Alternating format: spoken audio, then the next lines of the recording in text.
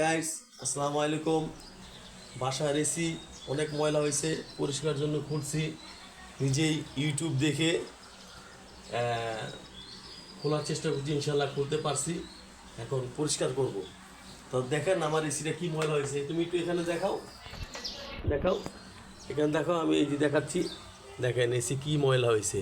AC আপনারা সবসময় 1 বছর 6 মাস পর পর পরিষ্কার করবেন, নিজেরাই করবেন, নিজেরা করলে ভালো। ইউটিউব দেখে, আমি তো ইউটিউব দেখেই মানে এইগুলা খুললাম, খুলে পরে এই যে এখন পরিষ্কার করব।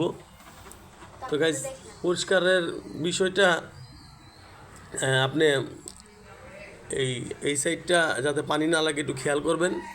আর এই সাইডটা সুন্দরভাবে পানি দিয়ে আস্তে আস্তে ব্রাশ দিয়ে পরিষ্কার করবেন।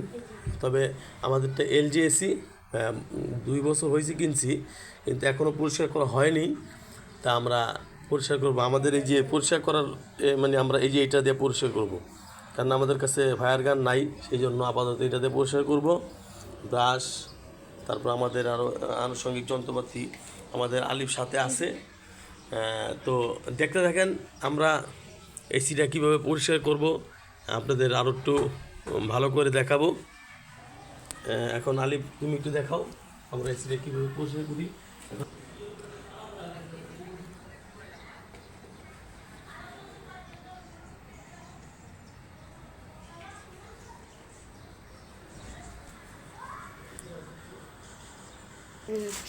এই যে এখন আমরা এই যে দেখেন কীভাবে পরিষ্কার করতেছি, আপনারা শিখে রাখেন, আপনারা নিজেরটা নিজে করতে পারবেন।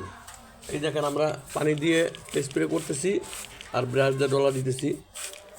আমাদের এসি এখন পরিষ্কার হবে ইনশাল্লাহ, আশা করি। অনেক গাইড জমছে ময়লা, আমরা গাইডও বলি, ময়লাও বলি। দেখাই